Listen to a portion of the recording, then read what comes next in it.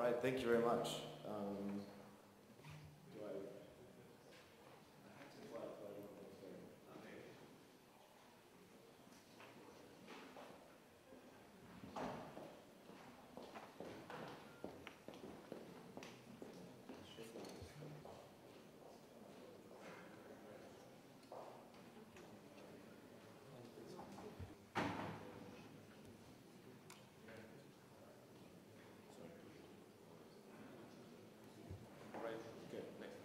All right, thanks. So first of all, it's going to be hard to follow this, so you'll have to bear with me. I should have gone first. So let me start out a little bit about me. I've been an entrepreneur a couple of times as well. I will tell a few less stories. What I was going to do is talk a little bit about the global investing landscape and the global ecosystem, because I am investing around the world. Quick agenda, so I'll give you a quick snapshot of us, a little bit about some of the trends we're seeing, and then some of the exits and a couple of thoughts at the end. So first about me, I don't have much about me here, but I've been a serial entrepreneur. I had one company that went IPO in the United States back in the 90s. I've done a couple other ones since. The IPO was the biggest ad-serving company in the US at the time. Since it has gone through some iterations, and our biggest competitor is now what serves all the ads for Google. So I've got a couple of stories, not quite as amazing, I don't think, as my colleague here, but fun. It's been a lot of fun, so it's a challenge. I'll tell you a little bit about Bloomberg Capital. So we are an early stage venture capital fund. We're a traditional VC, so for some entrepreneurs that has negative connotations, for others it has very positive ones. We like to think of ourselves as being very entrepreneur friendly, and I always tell people, talk to my CEOs and they'll tell you whether or not I'm good. And so it's very much about relationships. I'm exactly the same.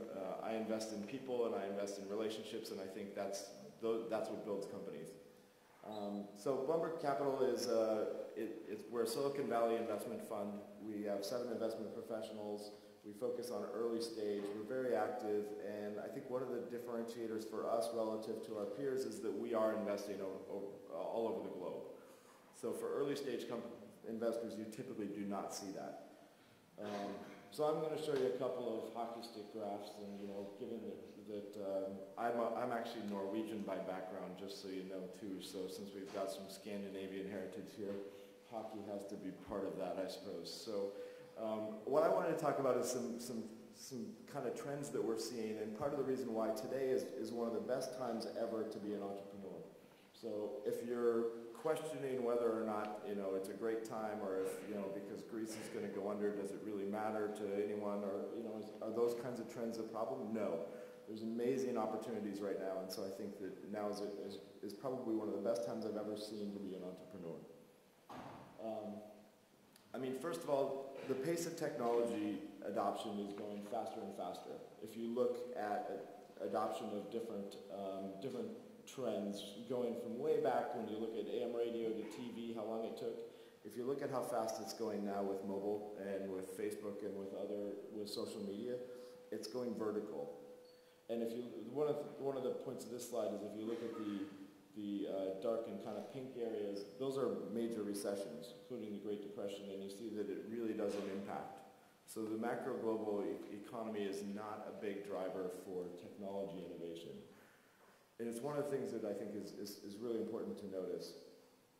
So mobile, again, here's another nice hockey stick chart. It's the fastest growing platform in history. We've never seen anything move as quickly as the adoption of smartphones around the world. And when you think about you're carrying a computer in your pocket now, and what that does in terms of what your opportunities are, and the opportunities to create businesses, and to think about the global perspective, this is really, really amazing, and it allows you to create a company anywhere and to serve customers anywhere. So it's a very, very global market. You don't have to be thinking about your local market. And then when you look to, the previous chart showed you how fast things are moving, but if you look at where it is relative to where it should be, there's still a ton of opportunity here. So the growth is still going to go for the next few years. So there's no question. And then I think what we're seeing is the iterations are happening faster and faster also. So things are moving more and more quickly, and the adoption is going really fast. In a separate section, what we see is e-commerce is still just a small portion of commerce. So if you look at how much do people buy online versus how much do people buy offline, it still is only a small fraction. It's actually up a little bit. I think now it's up to maybe 8 or 9% in the US and lower in other countries. And to the point made earlier, you still have to figure out the logistics, but what we're seeing today is that commerce companies are coming out that are smarter than ever before, that master the logistics, that change the way that the goods are made, sold, and delivered. And we're seeing huge innovation in the commerce space today. And I think, again, another kind of macro trend that's driving some amazing businesses and opportunities all over the place. So I'll talk a little bit too about, I don't know if this comes up too much here, it's definitely a conversation in the United States about, is there a bubble? Have we gone too far? Does this look like 1999 or 2000, 2001? And for those of us who lived through that, I had, like I said, I had one company that went IPO. I had another company that was the 5th largest ISP in the United States in 2000. So we were delivering broadband internet to the U.S. and we were, I think we went from 5 people to 350 in about 18 months. So we grew incredibly fast. We were doing about 30 million US in revenue. And in 2001, when the stock market crashed, our largest investor decided to pull out all of their money in one day. And so we went from having $30 million that they were going to write a check for to having 0, and we ended up not making it. Great technology platform. We ended up selling the technology platform, but nobody made any money. And so we care very much about whether or not companies have enough money. The comment was made that cash is king. Cash is absolutely king. And so we believe that. But it's a topic now when you think about valuations, and we throw out billion-dollar companies all the time these days. It seems like people raising $100 million at a billion-dollar valuation. Is it really sustainable? So and one of the questions we ask in the Valley right now is, did Facebook ruin it for everybody? Because they went out at such a high valuation, and this is their stock chart for the first few months. It's back up a little bit now, but realistically it's still half of where it was when it came out. And my answer to that is this. So if you look at the US market in general, there's been several fairly high-profile IPOs. You've got Facebook, you've got Zynga, you've got Groupon, you've got Pandora, and you've got LinkedIn. You see red on the one column there, but the one that stands out is LinkedIn. And what's really funny about LinkedIn is they make a lot of money. It's very simple. The other ones don't. So I think the bottom line here, I don't take any conclusion away from this, and I don't even change my thought about the exit anywhere, except that if you build a great company and that company makes a lot of money, guess what? You're going to have a good exit, and the stock market is going to give you a good valuation. If you build a company that doesn't make very much money and there's a lot of potential promise, you better hit that promise, otherwise you're in trouble. So it's really about building a stable, solid, sustainable business. And, I think to the comment earlier, it does take a lot of time too. LinkedIn's been around for quite a while. And it took them a while to get to the point where they have the revenue that they're at, and they're being rewarded for it in the market. In fact, they're getting a really high multiple as opposed to even a low one. So here's my point. Their revenues have been growing 100% year over year, which is really impressive for a startup company. So I'm going to jump now to just a quick little couple pieces of advice. So like I said earlier, now is really one of the best times ever that I've seen to be an entrepreneur.